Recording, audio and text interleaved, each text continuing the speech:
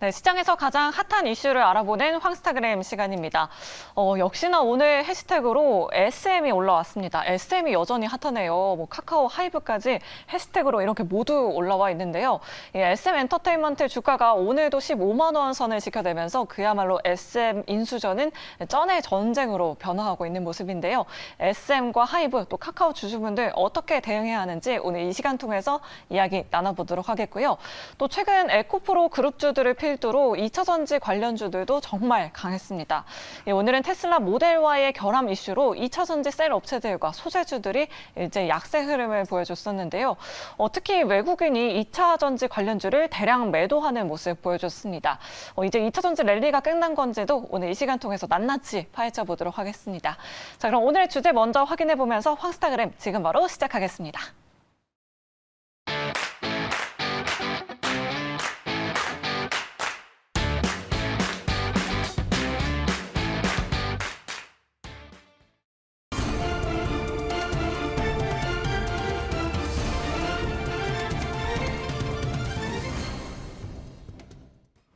자, 급변하는 시장을 진단하고 그에 대한 대응 전략을 세워보겠습니다. 황스타그램 시간인데요. 자, 매주 목요일에 나오시는 분이죠. 주식 독설가 필업스탁의 김동훈 전문가 자리했습니다. 안녕하세요. 네, 안녕하십니까. 네네. 점점 더 말끔해지시는 것 같아요. 감사합니다. 예, 저희 할아버지가 참 좋아하는 자켓인데 이렇게 네. 또 입고 오셨네요. 나이가 드니까 또 그런 게 좋아지더라고요. 예, 죄송합니다. 워낙 친해가지고 이런 장난치는 걸 제가 좋아해서. 네. 아니, 또 SM, 네. 좀 이게 이렇게 가는 게 맞는 거예요. 지금 분위기가 지금 너무 좀 활활 불타고 있는 거 좀 아닙니까? 치열한 전쟁이 다가오고 있다. 이렇게 예, 보고 있습니다. 너무 불타오르는 것 같은데 인수전 현재 상황 좀 짚어주세요. 어떻습니까? 지금 일단 카카오가 네. 그 가처분 신청 내린 것에 이제 이수만 씨 쪽에 손을 들어줬지 않습니까? 그러니까요. 그래서 이제 카카오가 15만 원에 또 공개 매수를 공시를 냈겠죠. 그 15만 원까지 무조건 간다는 얘기네요. 그렇게 되면. 일단 시장 참여자들이 네. 얼마의 공개 매수가 나오든지 간에 그 이하로는 안 떨어질 것이다라는 이제 다 알고 있어요. 다 알죠. 이제 그거 그래서 내용은, 이미 그 가격은 바로 형성돼 버립니다. 맞아요. 그리고 나서 바로 그날 15% 가까이 올랐었던 걸로 제가 기억이 나거든요. 네. 그러니까 13만 원대에서 갑자기 한 번에 14만 원대로 퀀텀 점프하더니 15만 원 거의 이제 맞닿아 있는 지금 상황 아니겠습니까? 그렇죠. 네. 예. 어떻게 흘러갈 것 같아요? 지금 굉장히 좀 치열한 싸움이 돼가고 있는 것 같은데. 일단 카카오의 예. 그 공개 매수는 저는 조심스럽게 실패할 것으로 보고 있습니다. 오히려 카카오가 실패할 것이다라고 보고 계십니다. 공개 매수 이번에 예. 나온 거에 대해서는요. 예. 그 왜냐하면은 예전에 하이브가 12만 원에 공개 매수를 이제 진행했지 않습니까? 네네. 그런데 바로 주가 형성이 12만 원 이상 가버리면서 사람들은 이제 기존 주주들은 이제 팔 일이 없는 겁니다. 네네. 예. 공개 매수에 참여할 의사가 없어지는 거죠. 네네. 그 왜냐하면은 이제 그 공개 매수에 이제 신청을 하게 되면은 이제 양도세도 또 부과해야 되고 거기 또 증권사를 직접 객장을 찾아가야 돼요. 네네네. 이런 번거로움도 있고 아니 시장에서 내가 12만 원에서 충분히 팔 수 있는데 뭐하러 공개 매수에 응하겠느냐. 그래서 이제 매도를 안 하게 되는 거겠죠. 네네. 그렇다 보니 이번에 카카오도 이제 15만 원의 공개 매수로 이제 공시를 했지 않습니까? 네네네. 그런데 주가가 바로 15만 원 이상 뛰어 올라 버렸습니다. 바로 15만 원 위까지 네, 올랐어요. 16만 원 갔다가 이제 15만 원 위에 안착되어 있으니까 시장 참여자들은 그 가격에 매도할 이유가 전혀 없다. 이런 입장인 것이죠. 아니 근데 얼핏 봐도 지금 같은 경우는 이 하이브 같은 경우에는 네. 뭐 주주총회 전에 뭔가 좀 엄청난 카드를 하나 들고 올 것이다 뭐 이런 예상도 있었거든요. 이게 제가 하이브 입장에서 한번 생각해 보면은 네. 자 우리가 하이브 입장인데 카카오가 저렇게 세게 나온단 말이죠. 네네. 뭘 할 수 있을까요? 뭘 할 수 있을까요 진짜? 더 비싸게 사는 수밖에 없습니다. 주식을 더 비싸게 사요. 네. 그럼 그렇게 하면- 주식가는 더 올라가겠네요. 그렇죠. 이제 공개 매수를 또 재공시를 해야 될 텐데요. 이제 가격이 한 15만 원 이상 16만 원 형성돼 있으니까 네네. 뭐 17만 원 이 정도에서는 사람들이 콧방귀도 안길 것이다. 20만 원? 최소한 18만 원에서 20만 원 정도는 제시를 해야 되지 않을까. 그런 그렇습니까? 의견들이 많이 이제 팽배해져 있죠. 네네네. 알겠습니다. 지금 현재는 하이브는 약간 좀 하락해 있는 상황이긴 해요. 17만 4,800원의 네네. 가격이 형성이 되어 있는데 어떻게 보면은 하이브나 카카오 쪽에서는 이 SM만 좀 폭등하고 있는 상황이고 이쪽은 좀 약간 좀 그렇죠. 돈을 더 많이 써야 되는 그런 그렇죠. 상황이지 않겠습니까? SM 주주들은 예. 이미 대박이 난 상황이고요. 그렇죠. 아주 초대박이 네. 났죠. 사실 이런 말씀 드려도 될지 모르겠지만 카카오하고 하이브도 공개 매수 그리고 시장에서 지분 확보한 그 가격보다 지금 훨씬 올라 있지 않습니까? 네네네. 어쨌든 그렇게 보면 다 이득이긴 한데 시장에서는 이제 하이브하고 카카오 주주들은 왜 너네들이 맞아요. 하던 일이나 잘하지.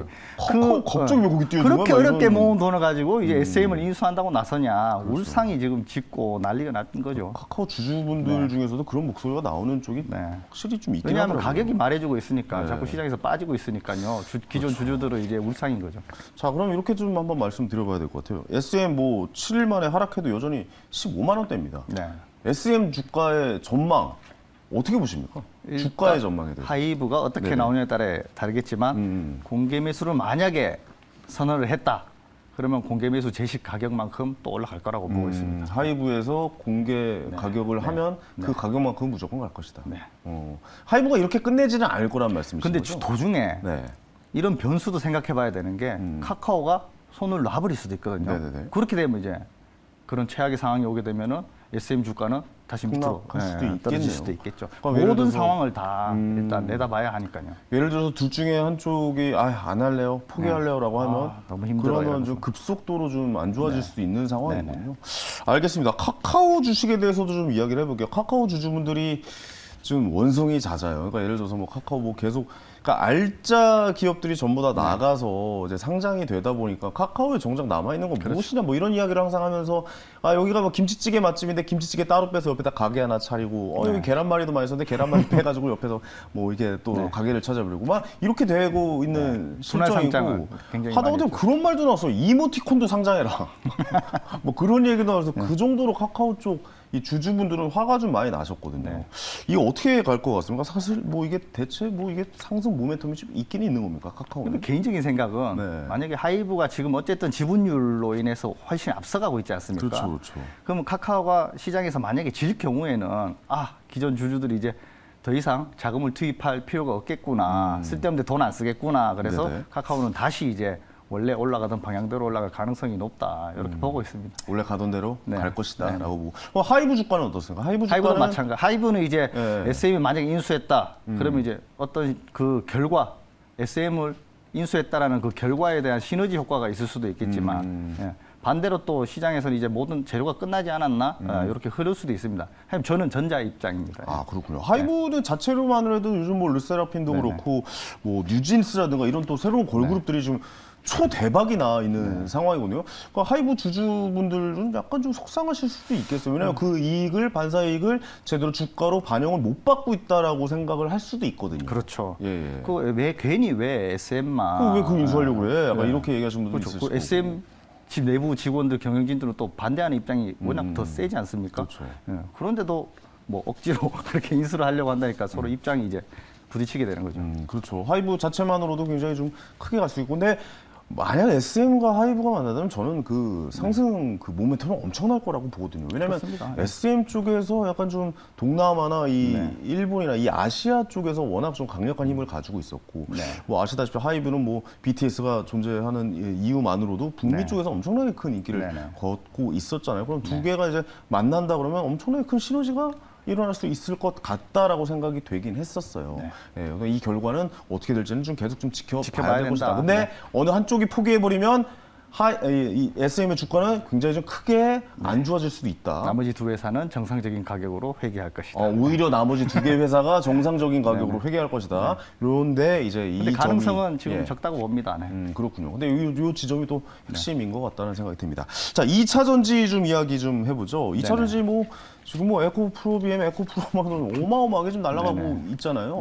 그 지금 뭐 LG 에너지 솔루션도 좀 계속해서 50만 원대 이상 올라가면서 계속 상승을 좀 보이고 있는데 어떻습니까? 상승 계속 갈 것으로 보고 계십니까? 일단 어제까지만 해도 무서운 속도로 계속 상승하지 않았습니까? 어마어마하게 상승했죠. 그런데 이제 테슬라에서 이제 모델 Y가 결함이 있다는 소식으로 인해서 테슬라 주가가 3% 이상 하락했죠.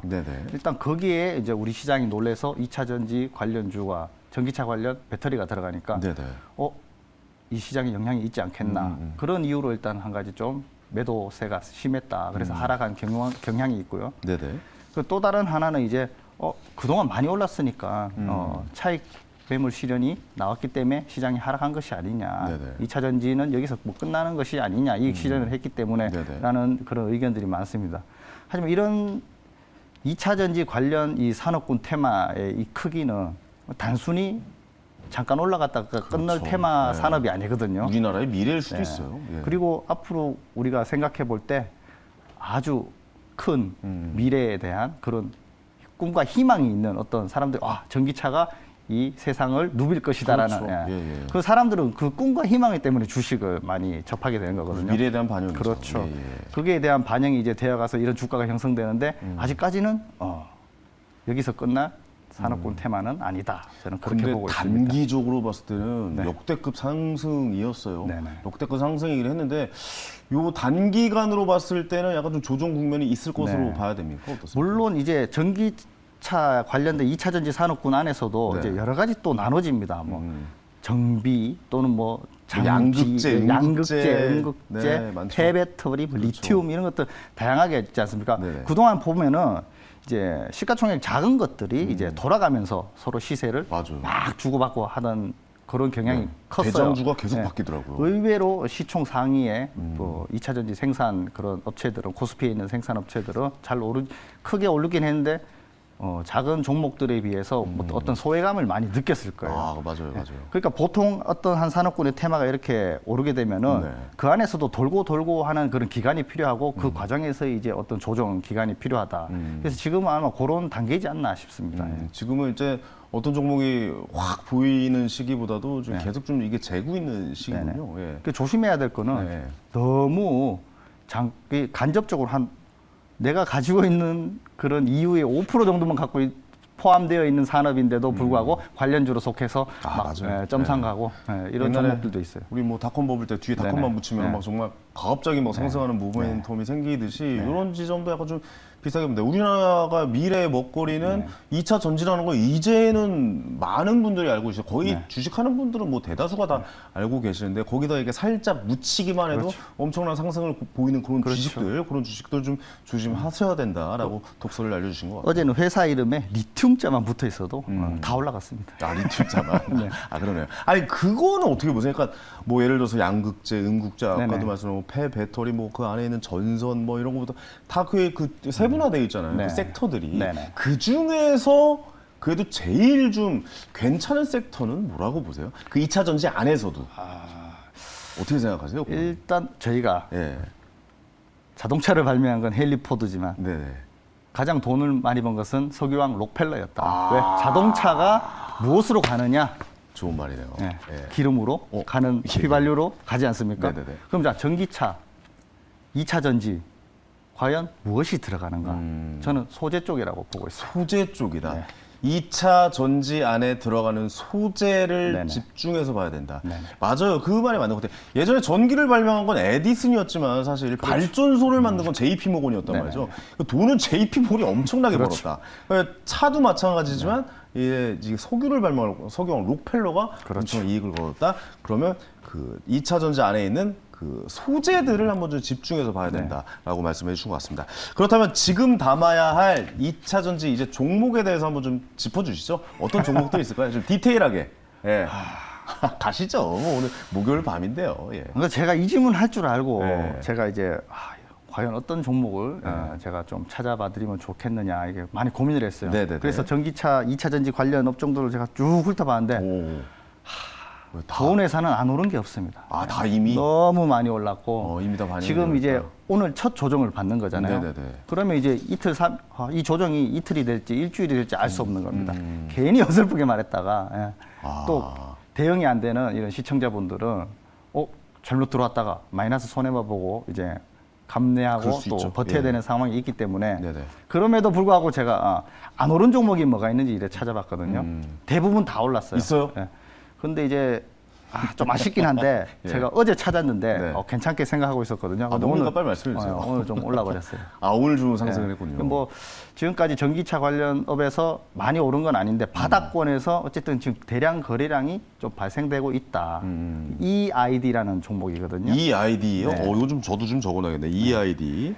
예, 한번 좀 볼까요? 예, 어떤 종목인지, 예, 저는 가격이 이제 어떻게 진행하고 있는지. 예. 이건 알고 계셔야 됩니다. 네네네. 회사 자체로는 지금 현재 수익이 잘 나거나 그렇진 않은데 턴어라운드 할 가능성이 있고 지금 워낙 많이 떨어져 있는 상태에서 바닥에 우리 거래량을 많이 보거든요. 네네. 예. 많이 올랐대요. 네, 엄청나게 거래량이 올랐다. 그래서 오늘 처음 처음 시세를 줬다. 지금 따라가기는 부담스럽다 하지만 관심 있게 지켜보면은 나중에 자리 잡게 된다면 그동안 덜 오른 2차전지 관련주니까 괜찮지 않겠나 싶습니다. 그러니까 2차전지 관련주가 돌아가면서 이렇게 한 번씩 네. 급등을 하는 지금 그렇죠. 모습을 보여주고 있으니까. 근데 이번에 EID까지 순서가 좀 왔었던 것 같아요. 네. 821원에서 지금 정고점 1088원까지 지금 올라와 있는 이왕이면 상태예요. 많이 오른 것보다 주식은 덜 오른 쌀 때 사는 게 저는 맞다라고 생각하기 때문에 그렇군요. 예, 알겠습니다. 너무 많이 오른 종목은 조심하셔라. 포트에 담아 놓으시고 전체적으로 흘러가는 그 그림을 잡으셔야 되는 게 맞는 것 같아요. 지금 이 너무 많이 오른 주식들은 뭐 영원한 상승이 어디 있습니까? 네. 영원한 상승도 없고 영원한 하락도 없으니까 어느 정도 하락이 왔을 때 그 종목을 다시 한번 노려보는 그 시작점을 잘 캐치를 해내야 좋은 투자자가 될 수가 그렇죠. 있는 거겠죠.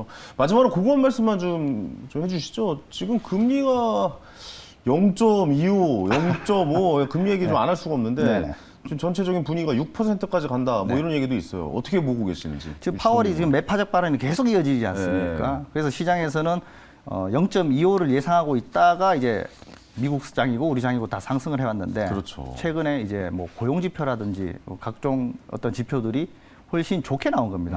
그럼 미국 입장에서는 금리를 올려도 얘네들이 체력이 받쳐주는구나. 내가 좀 더 세게 가도 미국 시장은 받쳐줄 것이다. 네네네. 그래서 금리가 0.5까지 올려도 이제 시장은 괜찮지 버텨내겠구나라는 그런 뉘앙스를 계속 풍기고 있죠. 네네네. 근데 이제 파월이 그 연준 입장에서는 이 말로써 시장을 좀 잡아놓는 그런 측면도 있거든요. 그렇죠.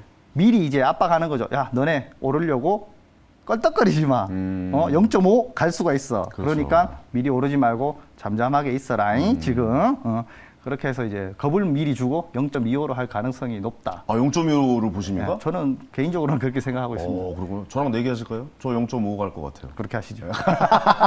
알겠습니다. 다음 생방 때 우리 또 밥 쏘는 걸로 알겠습니다. 그렇게 얘기하도록 하겠습니다.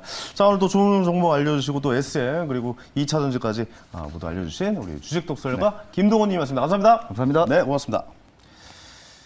자, 이번 주 이제 마칠 시간이네요. 자, 오늘도 선물 받으실 분 밑에 나가고 있죠. 오늘은 시청자들이 관심 많은 종목들. 그다음에 뭐 황현희 사회자님, 3월에는 왕이 될 상이십니다.